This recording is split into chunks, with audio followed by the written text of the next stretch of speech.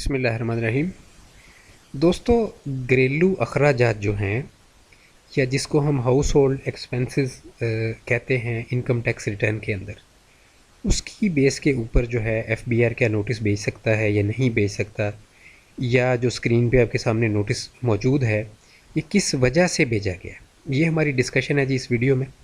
तो आइए स्टार्ट करते हैं। देखिए, सबसे पहली चीज़ ये है कि ये जो नोटिस है मैंने पीडीएफ नोटिस जो होता है वहाँ से कॉपी किया है। आप इसमें देख सकते हैं छोटी छोटी मिस्टेक्स जब हम कॉपी करते हैं तो वो आ जाती हैं। जिस तरह यहाँ पे इमूवेबल का जो वर्ड है वो उसमें स्पेलिंग मिस्टेक आई है, यहाँ पे स्पेस जो है उसका प्रॉब्लम आया है, यहाँ पे डॉट लिखा गया है, यहाँ हालांकि यहाँ पे ओरिजिनल में कॉमा था। ठीक है, तो इस तरह की छोटी छोटी मिस्टेक्स जो हैं यहाँ पे आई है।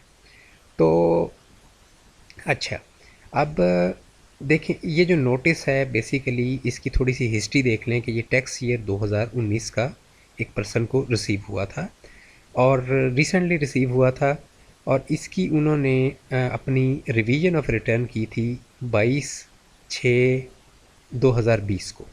ठीक है, उसमें उन्होंने अपनी टैक्सेबल इनकम डिक्लेयर की थी 6,78,000। ठीक है, क्लियर हो गया आपको? अच्छा, अब इनकी एक प्रॉपर्टी इन्होंने छुपाई हुई थी जो इन्होंने ख़रीदी थी उसी टैक्स ईयर में, जिसकी कीमत थी 19,80,000। ठीक है जी। तो ये प्रॉपर्टी जब इनकी पकड़ी गई तो एफबीआर की जो ऑडिट टीम है उसने मज़ीद इन्वेस्टिगेट किया तो एक्सपेंसेस में फ़र्क आ रहा था। ठीक है जी। तो आप इसमें देख सकते हैं कि एफबीआर ने ये रेड कलर में मैंने जो लिखा हुआ है, you are also requested to provide please provide the detail of household expenses along with utility bills।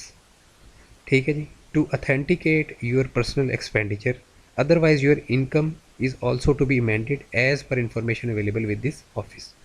ठीक है, तो अब एफ बी आर ये क्यों कह रहा है कि आप अपने यूटिलिटी बिल्स और दीगर जो हाउस होल्ड हैं उनकी डिटेल प्रोवाइड करें? इसकी रीज़न जो है उसको मैं नीचे डिटेल में आपको बताता हूँ। और इसमें मैंने आपको बताया था जब मैंने लास्ट वीडियो बनाई कि कानून शहादत को इस्तेमाल करते हुए एफबीआर ने कहा कि प्रूफ आपने देना है। ठीक है, आपने कहा है कि जी मेरे एक्सपेंसेस इतने हैं। अब इन्होंने 2019 के अपने टैक्स रिटर्न में जो एक्चुअल एक्सपेंसेस शो किए हुए थे, जो इन्होंने ऊपर रिवाइज्ड रिटर्न था, वो थे 2 लाख रुपए। ठीक है जी, 2 लाख इन्होंने एक जो है एवरेज फिगर इन्होंने कैलकुलेट करके वो डाल दी। ठीक है, जबकि इनके सिर्फ जो बिल्स के एक्सपेंसेस थे 2019 के टैक्स ईयर में वो थे 16 लाख रुपए के। ठीक है, अब एफबीआर की जो ऑडिट टीम है उसको ये चीज़ क्लैरिफाई हो गई कि अब इनके एक्चुअल एक्सपेंसेस ज़्यादा थे, क्योंकि बिल्स जो हैं ये एक प्रूफ है। ठीक है, बिल्स जो हैं यूटिलिटी बिल्स ये हर बंदे की हैसियत का प्रूफ होते हैं कि भाई एक बंदे के 16 लाख रुपए बिल है तो इतनी इसकी इतनी की इनकम होगी तो इतना जो है इसके बिल्स आ रहे हैं। ठीक है, तो बिल्स की बेस पे बिल एक ऐसी चीज़ है जो कोर्ट में पेश हो सकती है कि जी इनके बिल इतने थे। अच्छा, एक दूसरी चीज़ जो आपको समझने की ज़रूरत है कि ये जो 16 लाख रुपया है, जब अगर ऑडिट का आपको थोड़ी सी नो हाउ हो कि ऑडिट कैसे चलता है। देखिए, ऑडिट जो है, देखिए जो भी एक्सपेंस एक बंदा करता है, कोई भी बंदा है एक एक्सपेंस करता है, वो कहाँ से पैसे आते हैं? या तो वो पैसे आते हैं उसकी इनकम होती है, या वो कोई अपना एसेट सेल करता है, या वो अपने बैंक में रखे हुए पुराने पैसों को इस्तेमाल कर रहा होता है और उनको एक्सपेंस कर रहा होता है। ठीक है, यानी एक्सपेंसेस जो होते हैं ये 3 जगहों से आ सकते हैं, या इनकम से आ सकते हैं, या आपका कोई एसेट बेचते हैं, आप कोई ज़मीन वगैरह जायदाद उसमें से आ सकते हैं, या बैंक का एसेट आपका जो है वो कम होगा तो उसमें से आप एक्सपेंस कर सकते हैं। ठीक है, तो अगर आपके एसेट्स चेंज नहीं हो रहे और आप एक्सपेंस कर रहे हैं 16 लाख रुपए का, तो 100% श्योर है कि आपने इन एक्सपेंसेस को इनकम में से किया, यानी इनकम आई थी तो आपने एक्सपेंस किए ना। अब एफबीआर ने इसी लाइन पे चलते हुए एफबीआर की ऑडिट टीम ने ये बात पकड़ ली कि इन्होंने चूंकि ये एक्सपेंस किए हैं एक्चुअली 16 लाख के, तो इट मीन्स कि ये इनकी इनकम में से ही ये चीज़ आई है। ठीक है, चूँकि इनकम टैक्स रिटर्न में एसेट्स वाज़े तौर पे नज़र आ रहे हैं कि वो चेंज नहीं हुए, तो फिर ये इनकम में से आई है। तो जब ये चीज़ इनकम में से आई है तो अब यहाँ पे मैंने लिखा है 16 लाख प्लस, ये 14 भी हो सकता है, 15 भी हो सकता है, 20 भी हो सकता है, 25 भी हो सकता है। ये एफबीआर की जो ऑडिट टीम है, जो कोर्ट है, वो डिसाइड करेगी कि इसमें कितनी अमाउंट जो है यहाँ पे डलनी है। ठीक है, अच्छा, अब यहाँ पे यानी कि 16-14 से ऊपर ही रहेगा, क्योंकि यहाँ पर डिफरेंस 14 का है। ठीक है, अब ये जो 14 लाख या 16 लाख या 18 लाख की अमाउंट होगी, ये सेक्शन नंबर 111 के तहत अनएक्सप्लेन्ड इनकम में डाली जाएगी और इस पे अब इस बंदे को टैक्स देना होगा। याद रहे ये जो पूरा केस है ये चूँकि बिज़नेस इनकम के बारे में है और बिज़नेस इनकम के ऊपर हमने बाद में जो टैक्स है वो अदा करना होता है, यानी जब हमने अपना इनकम टैक्स रिटर्न फाइल करना है तब हमने उस पर इनकम टैक्स अदा करना होता है। तो अब अगर ये केस होता किसी सैलरी क्लास का तो एफबीआर ने इसको कभी एक्सपेंसेस के ऊपर जो है नोटिस नहीं उठाना था। ठीक है जी, एक्सपेंसेस के ऊपर नोटिस नहीं आना था। प्रॉपर्टी जो आपने छुपाई थी वो उन्होंने लाजमी तौर पे उस पर नोटिस सिर्फ भेजना था। इसी तरह अगर एक बंदा है जिसकी सिर्फ बैंक प्रॉफिट आता है उसको और कोई उसकी इनकम नहीं है तो उसका भी एक्सपेंसेस का एफबीआर ने नहीं उठाना था।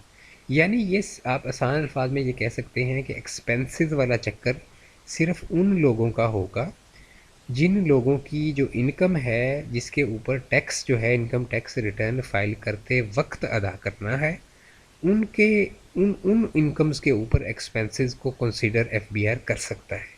ठीक है, अगर आपकी कोई ऐसी इनकम है जिस पे ऑलरेडी टैक्सेशन हुई हुई है, आपने सिर्फ एक फॉर्मेलिटी के तौर पे इनकम टैक्स रिटर्न फाइल करना है, फिर आप बिल्कुल भी परेशान ना हो इस हवाले से। ठीक है, और दीगर जो इसमें छोटे छोटे लोगों ने काफ़ी ज़्यादा क्वेश्चंस किए हैं। अब ये इस तरह का मामला नहीं है कि जी एफबीआर पूछ रहा है कि जी आप ग्रॉसरी की रसीदें दें। ठीक है जी, ऐसा कोई मामला नहीं है। लोगों ने इसको, मैंने काफ़ी कोशिश की कि लोगों को सही समझ आए, लेकिन फिर भी काफ़ी लोगों को गलत समझ आया। ग्रॉसरी की रसीदें नहीं एफबीआर मांग रहा है। एफबीआर के पास एक्चुअल प्रूफ है कि भाई आपके बिजली के बिल, गैस के बिल जो है 16 लाख रुपए के हैं, आपने 2 लाख रुपए शो किए हुए थे टोटल अपने हाउस होल्ड इंक्लूडिंग बिल्स। ठीक है, आपने इंक्लूडिंग बिल्स टोटल अमाउंट अपनी 2 लाख शो की हुई थी। तो ये जब भी हम एबनॉर्मल एक्सपेंसेस शो करते हैं, अब इसमें एक और चीज़ यहाँ पे ऐड करता चलूँ। कई दफ़ा ये होता है कि बंदा जो है वो अपना घर बना रहा होता है, कोई और मामला होता है, शादी ब्याह का मामला होता है, या कोई ज़मीन वगैरह बिकती है तो बंदा उसमें से काफ़ी सारे एसी लगवा लेता है घर के अंदर, और कोई ऐसा सिलसिला कर देता है, कोई चीज़ें ऐसी ले लेता है जिनको हम अपने एसेट्स में शो नहीं कर रहे। ठीक है, या हम अपना एक्सपेंस जेन्युइनली किसी साल में ज़्यादा भी कर लेते हैं, तो इसमें कोई टेंशन वाली बात नहीं है।